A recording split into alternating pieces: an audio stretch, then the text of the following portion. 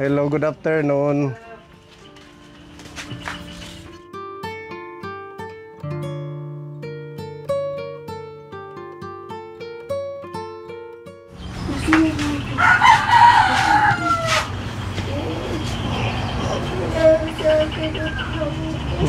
Galing pala kami ng ospital. Kailan kayo na-confine? Siguro mga 1 week na bago kami labas.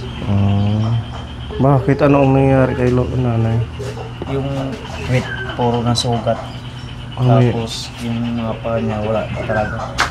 Wala na yung paa niya. Dapat niya puputulin daw yan. Pupunta daw kami ng Tacloban. Puputulin?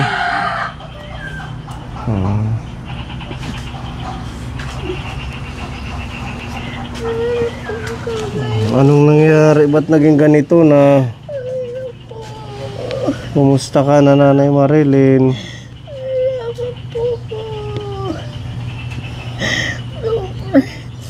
Tapos ako sa hospital sa Tacloban na ako pag-gasto. Wala mo kang pupunta doon. Kailangan putulin daw yung tuhod ko. Puputulin? Hanggang saan ang putol? Anong sabi kuya? Infection. Alam mo ito ikisipon ko lang. Yung infection kalat na daw. Kailangan daw putulin. Anong sabi ng doktor nung na-confine siya? Puputulin daw yung hanggang dito. Hanggang dyan? Ano ba, diabetes? Diabetes daw.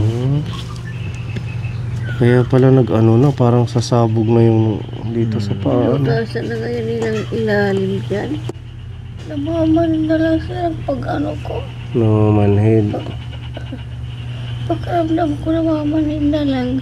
Hindi na ito nakakahiga, ganyan na lang siya. Upo na lang yan hanggang mag-aaga. Minsan inihiga ko pag pinapalitan ng diaper. Bakit? Anong nangyari? Ba't biglang nagkasugat naman yung sa puwet niya? Yung kakaupo, tapos humihiga lang pag pinapalitan ng diaper. Pero naoperahan yung likod niya. Opo, natanggal yung mga patay na balat. Malalim na. Malalim. Bali tatlo. Tatlo? Tapos yung dito niya, kiniskisan din niya. Ito dito, may bindahe. Bakit kiniskisan? Para tanggalin yung mga patay na kuwan. Yung mga nabubulok na sugat. Ano, may nagkasugat din yung sa paa niya.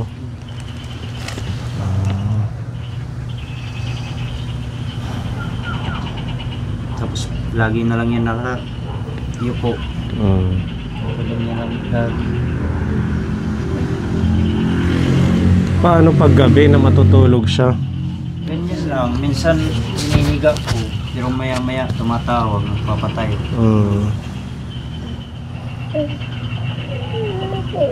Kahit anong posisyon masakit. Ano? Kaya maya maya. So anong plano niyo? Ipapaputol na lang? Yun din ang sabi niya. Papaputol na lang daw. Wala daw putulin kasi infection na daw kakalat. Pag hindi daw pinutol, aakyat daw yung Pupunta sa taas yung ano ba siya? Bacteria or yung diabetes niya aakyat? parang diabetes yata. Kasi diabetes yung sabi sa amin. Wala pa kayong Wala pang mga budget. Kahit nga dyan sa provincial kami, halos 1 linggo, nahirapan na kami. Tacloban. Wala kayong nahinga ng tulong? Yung kapatid ko, yung si Kuya din na nagpapadala naman, pero hindi naman sakit yung meron. Hindi yung dito sa ating local government. Yun din ang plano namin, ipanghingi nyo ng tulong. Yung mga sa DSWD, ganun. Kaso, magiging problema pag pinutol, baka mas nahirapan siya. Yun din ang pinag-iisipan namin, pinag-iisipan niya na kay pagputulin, wala nang pag-asa din gumaling yan. Diabetic. Baka yung sugat, hindi siya mag-heal. Diabetic din. Tapos yung pit niya, wala na yan. Wala na talagang pag-asa yung gumaling. Yung sa puwet niya. Okay. Malaki ang sugat. Hmm. 3. Paano? Tinahi? Inoperahan? Hindi. Tinanggal lang. Tapos kada aga gabi, nililinisan ko. Nilinisan ko yung mga sugat niya. Ano yung panglinis mo? Kuhan, agwaksinada tapos betadine. Saan banda? Dito sa may... Dito. Tapos dito banda sa taas. So hindi siya gumagaling, hindi siya nagsasara. As in butas na. Butas talaga. Tapos malalim. Malalim. Nakakapa mo siguro yung mga ano Jesus. doon. Yung buto. Kamay ko mga ano yan, mga Hmm. susuksok sa sugat.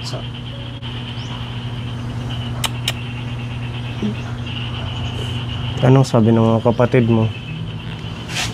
Pinagplaplanuhan namin kung pupunta na lang dyan sa Burdok o sa Tacloban. Kasi kung ganito, mahirap talaga yung sitwasyon niya ngayon. Tingin ko lang, hirap na hirap siya. Hirap na hirap talaga. Kaya maya nag-iiyak. Tsaka na ano na yung buhok niya. Ginupitan niya ba ito? Or- Opo, nilupitan yan. Kaya mainit.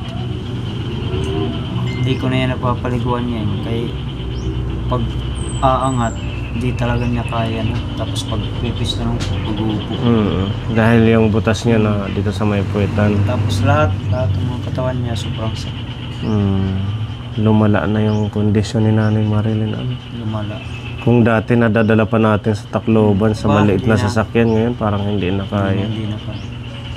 Ano? Yun ang iniisip niya rin, parang hindi niya na kaya magbiyahe. Kaya ang gusto niya, parang dyan na lang sa Burdok. Sa Kasi probinsya. sa provincial, hindi nila kaya kasi Hindi nila kaya. kasi ano daw yung facility nila, hindi kompleto yung ICU.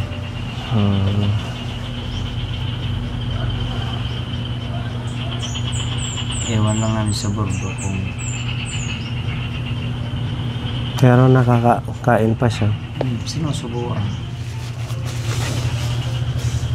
Sobra na sakripisyo. Ha? Sobra na sakripisyo.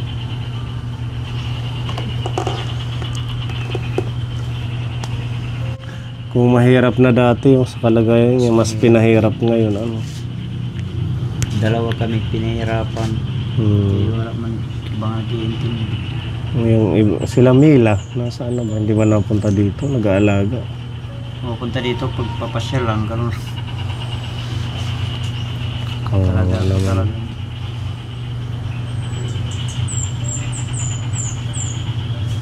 Buti nga ikaw ang anuhan mo si nanay. Na-timingan lang ngayon na wala akong trabaho. Pag nung mga nakarang linggo may trabaho ako. Yung pamangking ko nagbabantay dito. Pag uwi ko ako na naman. Meron pa siyang iniinom na gamot ngayon. Meron pero parang last na yata. Anong Mamaya gamot niya? bukas. Pwede makita. Yung pain reliever tapos ito pain reliever. Dinudurog lang namin ito. Dinudurog ito. Tapos ilalagay sa Kutsara. paracetamol tamadol. Dulcital. Tapos antibiotic, antibacterial. Hylicin, antibacterial. Tapos mayroon pang mas malaki dyan na antibacterial, wala na. Wala na. Tapong ko na yata yung mga lagay. Paano to inumin ni nanay? 3 times a day. Kuhanin niya 3 times a day, tapos ini pag sobrang sakit 4 times a day. 4 times a day. Hindi kadami yung iniinom, 4 times a day. Okay lang ba yan? Hindi ba yan Ha? Ay, ito. Hindi ba yan ano yung kanyang organs kung 4 times a day? Tramadol plus paracetamol. 1 tablet, 4 Ito, times tramadol, 4 paracetamol. times a day by 4 pain. Ano? Pero ina-adjust lang namin, hindi namin yung sinusunod. Sinisigida kay delikado dito. Oo, pag pain reliever hindi talaga maganda na lagi-laging mainom. Kahit nga yung mga antibiotic, ina-adjust lang namin. Hindi masyadong... Itong diagnosis sa kanya, ano to? Ito? Sepsis from diabetes ulcer bilateral. Hindi natin sulat ng doktor. Ano what concern niya provincial? Oo, bakit niyo dinala? Yung pet niya. Ay, yung sa pet lang ang concern Kasi niya. sobrang sakit. Yung concern namin pa punta doon. Ngayon, pagtapos maoperahan, ito naman sumunod. Yung sa paa niya. Yung pala Diabetes na pala. O pwede rin daw siguro sinumula ng rheuma, tapos lumala. Diba, rheumatology yung tumingin na sa Tacloban. Nung nagpunta tayo sa Tacloban, binigyan siya ng medisina. At saka yung sa buto niya din siguro, possible Kaya kung bakit nagkaganyan na. Naging komplikado na lang. Diabetic daw. Diabetic. Pagtitimpla ko ng gatas, wala naman yung mga asukal. Tataka nga ako, hindi naman yan mahilig sa matatamis. Hindi kasi yung gatas, lalo na yung mga powdered, may yan di ba matamis yan? May sugar din na kasama yun. Maliban na lang doon sa mga Ensure, yun yung walang halong asukal siguro, medyo matabang. Pero yung mga Bear Brand adult milk medyo matamis. Hindi namin alam na ganito na pala yung kondisyon niya. Hindi lang kami kumukontak sa inyo kayo. Nahiyas na. Akala ko nag-okay na siya. Kung mahirap pa yung dati pumunta na yung Tacloban, mas mahirap ngayon. Kasi halos wala na. Sinabuliban, laki ng hiniba. Wala, pero na lang yan ganun. Maghapon yan, mag-aga. Ganyan lang yan pag kumakain. Siguro maganda lagyan na lang ng unan, kuya. Oo, unan yan dyan. Dito siguro, isasapin dito. Sinasapin ko yan dyan. Para makakalaylay siya. Tapos minsan dito. Nalagyan ko na lang ng balde. Mamili, pwede kang kumuha ng Ensure. Kalimutan natin magdala para maibigay. Yung Ensure, na-advise naman siguro ng doktor ninyo na okay sa kanya. Walang sinabi. Pero yun? Okay rin. Mas okay siguro kasi yung niya dito, parang adult mo na. Ito lang yung gamit niya. Ito sa totoo lang, Kaponi, maganda kaso matamis. Sobrang. Oo. Okay ito sa mga senior na medyo malakas pa na walang ganitong kondisyon kay nanay. Pero yung kagaya niyan, diabetic na siya. Medyo, pag pinainom mo na ito, kailangan mo siya sundan ng painumin ng itong parang yung herbal na pampaano ng sugar. Paragis yata yun. Para ma-adjust yung sugar na kasama dito. Bigyan natin siya ng Ensure. Nakuha lang si Mamili. Nahirapan ako, sir. Nahirapan ako. Nahirapan ka? Kaya mo yan. Mag-pray ka lang. Di pa ako di pa makatulog. Gabi-gabi po yan. Hindi siya nakakatulog. Katawan ko ngawit na ngawit. Naman talaga. Iniisip ko pag putol yan.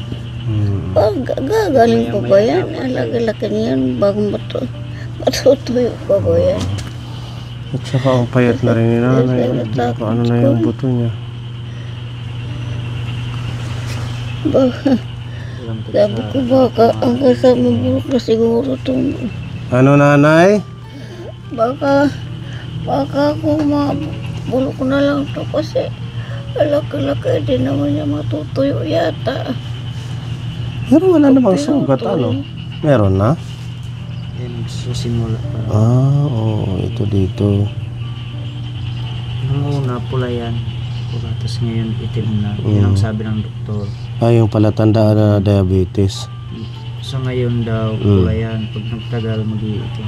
Mag-iitim siya. Tapos aakyat dito pag once hindi maagapan. Tulungan niyo po, sir. Tulungan niyo po ako. Ay, para po sa kalagayan ko. Hindi ka mo pwede sa Tacloban. Hindi mo nakakayanin. Hindi mo na kaya magbiyahe sa Tacloban. Yeah. Malit yung kutsi natin.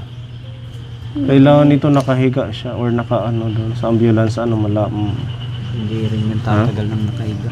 Hindi rin tatagal. Tapos pag makaupo, siyempre, matagtag. tagtag. Kahit nga yung papunta pa lang kami dun sa provincial, pauwi. Harap na siya. Nagreklamo na. Dahan-dahan lang. Nagreklamo na sa tricycle driver. Ano pa yung maganda kay nanay? Iniisip ko nga po, kalayo-layo ng Tacloban. Dito ka na lang. Aalagaan ka na lang ng mga anak mo. Bibiyahe pa. Tapos pag check up, layo-layo. Sabi ng anak ng isa, hindi sa bundok baka meron. Sabi ko, laki-laki mabayaran natin dyan. Ito, nagagalaw mo pa. Ganun pa rin. Ganun pa rin.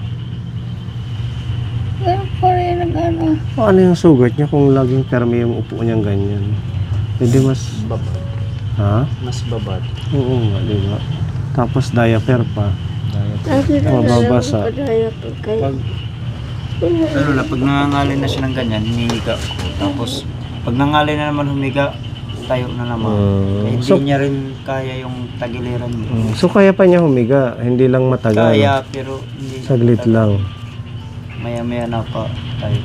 Dahil nga pag humiga na flat yung sugat, naiipit Wala po yan. Gaano kalalim yung sugat sa may puwetan niya? Siguro mga 1.5 inches yung isa.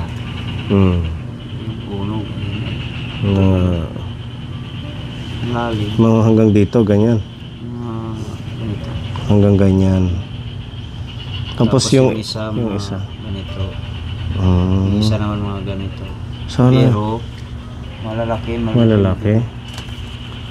Sana hindi na siya lumalim, no? Lumalim yan nung nalinisan. Kasi hindi daw kasi pwedeng hindi tanggalin. Pag hindi tinanggal, may infection. Yun lang. Ano niyan, hindi na talaga gagaling yan. Hindi na yan ihilom. Gabi, linis na lang. Linis na lang.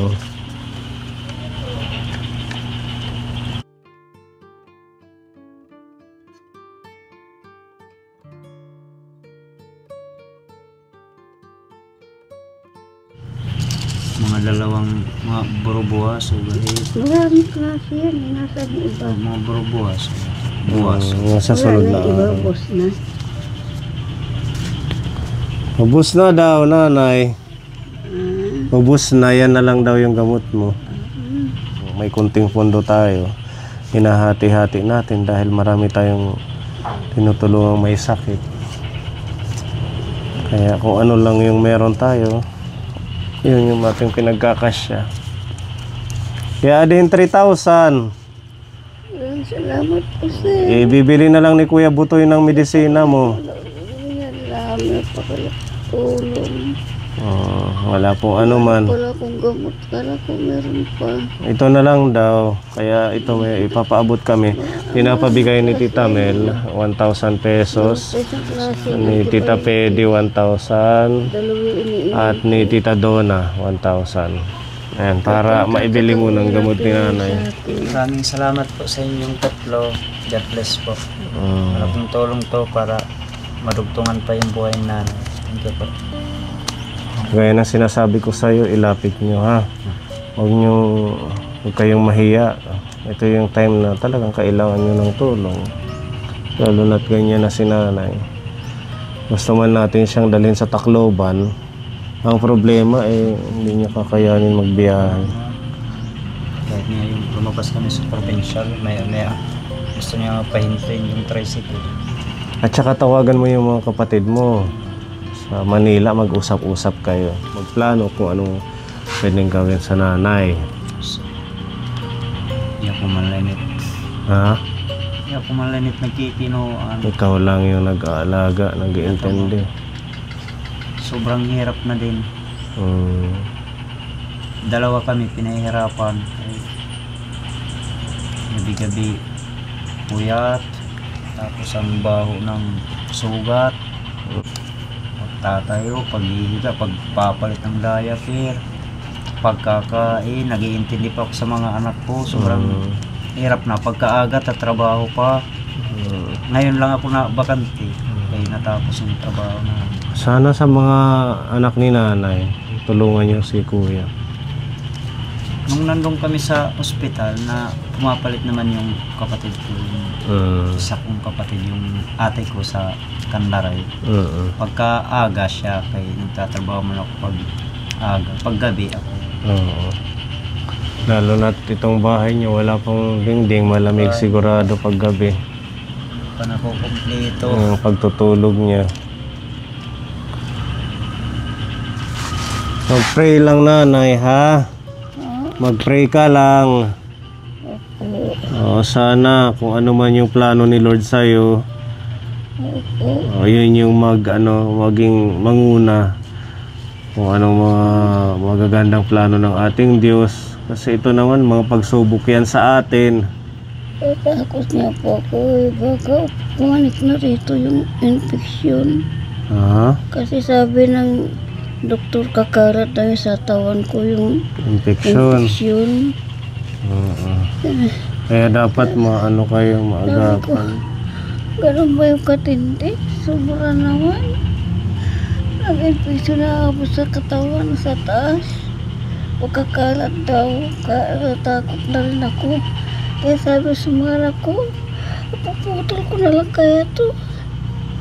Kaysa yung magkano ko ng infeksyon, dala ng lalo ng katawan ko ng marami. Kasi makakalat daw eh. Kaya tatakot ako. Gusto ko paputol ko na lang. Ang problema sa Tacloban pa, sabi daw kaya. Hindi sila dyan nag-opera ng diabetes. Sana. Hindi, sa Kaya Tacloban. na pagbiyahe. Hindi daw kaya ng ICU. May sugat pa yung pit ko. Bibiyahe pa doon. Sobrang napasakit. Magpapasugat na naman dyan.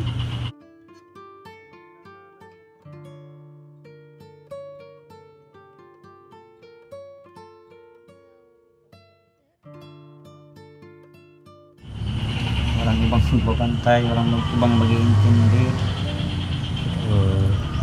Sobrang hirap na. Nakakalungkot lang ang ating mga nililingap. Talaga namang matitindi ang mga pinagdadaanan sa kalusugan.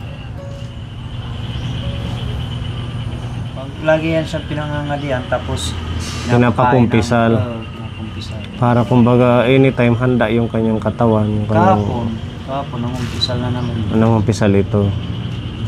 Ganun. Just naray ko kahit sobrang hirap na, hindi yan magsisisi sa Panginoon, hindi yan magdadasal patuloy.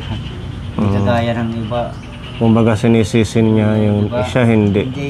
Hindi siya nagrereklamo. Magdadasal niya, magmumura. Magagalit sa Diyos. Siya hindi. Yan. Isama po natin siya sa ating mga dasal. Sana gumaling pa kung yun ang kagustuhan ng ating Diyos. Ano mo na lang yan sa gamot, no? Sige po. Maraming salamat po sa inyo. Ibili mo na lang.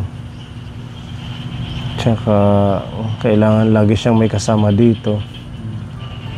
Yung bahay niya bukas na bukas, Open air. Tapos paggabi, ganyan lang yan. Paggabi, walang... Yung itong yung trapal. pinupunta namin. Yung ginaganyan niyo. Tapos kumot naman. Tapos yung kortina. Buti nga, ikaw napakatyaga mo mag-alaga. Walang iba, walang ibang mag-iintindi. Kung ibang anak yun, lalo't lalaki, di ba, Pepa? Kasab... Minsan, Oo. pag hindi sila nagpapadala, pag wala kami, sinasabihan ko yan yung mga matatanda kong kapatid na, kayo na lang magbantay dito, ako na lang tatrabaho. Mas maganda Totoo pa. yan.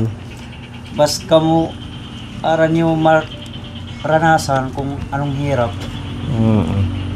Kung magahakuan, meron niyang, pag meron papalit sa akin, hands up na nga ako, surrender na ako. Kayo naman, kaso wala. Sobrang sobrang sakripisyo. Pero kila Eroy man, nanay man. Oo. Ano yan, mas madami pang siguro, hindi lang natin masabi. Mas madami pang blessing yan sa'yo.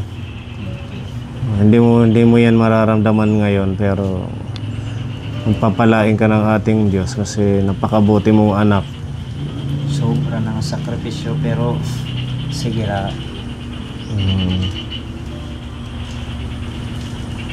Bunso ka, kuya? Bunso. Kaya pala. Pag mga bunso talaga, close sa nanay. Yung iba nga dyan, mandidir isa sugat, no? Ako, Ikaw, sa akin, minsan hindi na ako umiilog, pero hindi mo na kinakaya. wala kinakaya, pero sige lang. Mm. Baho ng sugat, baho ng ihi, lahat. Siyempre si nanay hindi na nakapaligo, mga wipes na lang, ano lang.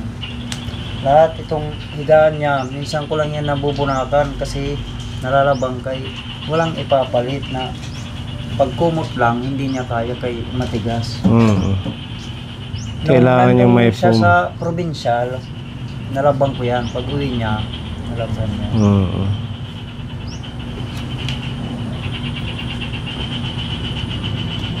Sige lang, kuya. Kaya yan. Si Lord nang bahala sa'yo. Yung una kasi namin tinutulungan yung tatay mo. Ngayon si Tatay Vicente. Yun yung nag-ano siya, may hika na malala din. Nung pumanaw na. Tapos nakita natin yung kalagayan ni nanay. Hanggang sa nung pumanaw si tatay, dito na tayo nag-focus kay Nanay Marilyn. Naging dalawa na yung sakripisyo mo. Sakripisyo di ora-ora yan. Si Tatay Vicente, tapos ito si Nanay Marilyn. Pero okay la. Okay lang yan. Kag anak man. Bisit ibang nga tao nga lagas na bulig ka kasi ito. Oo, ibang tao nga inaalagaan natin, magulang pa kaya natin, hindi natin. Mag-alala pag ikaw tumanda, may mag-alaga din sa'yo. Ano yun? Huwag kang mag-alala pag ikaw tumanda, sigurado may mag-alaga sa'yo. Oo, ganun yun, may good karma, di ba? Pag once nagmahal ka sa magulang mo, pag ikaw ang tumanda, ikaw ang manghina, siguradong may kapalit na maganda, aalagaan ka din. Nanay yan, pagdadatong ko nga turog natin din. Sobrang pagod. Ko, magliliwang paghit, mag-intindi pagkaranan, maglilinis paghit sa mga giyobiyahe, gadya, nakaturog ka na, tapos may pangmamata ka. Oo, yung naalimpungatan ka, biglang kilos. Mapakapahi ka, makaang kadaman, gas! Sige lang nanay ha, mag-pray ka lang. Pag pumunta dito si Father, mag-ano ka lang, mag-kumpisal. Pag-pray ka namin na maging okay ka. Nandito si Kuya Butoy, mahal na mahal ka ng anak mo. Ano po nag-aaral sa akin eh. Nag-aalaga sa akin. Palagi yan. Sinusa po siya. Kaya talaga nag-aalaga sa akin. Kaya napakalaki surti ko sa anak ko na yan. Talaga tamang nag-aaka. Talaga na talaga ko pabayaan. Hindi ka niya pinapabayaan. Bago matulog, bago mo magkagising, humitin muna ako. Laban lang kita. Totoo yan. Kaya tayo. Kaya yan, laban lang nanay. Kahit wala na pag-asa, may pag-asa pa. Totoo. Laban lang. Amen. Huwag mawawala ng pag-asa. Kaya yan ha. Lalo na't may mabait kang anak at saka sa tulong din ng mga nagdadasal kay nanay. Timplahan mo na lang siya ng gatas, no? Nanay, din gatas. Pinapahatag ni Tita Mel. Insure. Salamat po. Oo. Salamat po. Walang ano man. Ano mo na lang, timpla sa kanya para makaano sa kalusugan niya. Kailangan pag-ibig ang hatid, lagi kayong andyan. Salamat sa inyo, mga ilaw ng buhay. Pag-asa'y muling sumisiklab ng tunay para sa mga bata, sa mga may sakit, sa mga nawala ng tahanan at hanap buhay. Kayo ang gabay, biyayang tunay, sa puso't gawa sa Diyos nakatuon ang tagumpay. Sa bawat skolar na may pangarap, sa pamilyang muling bumangon sa hirap.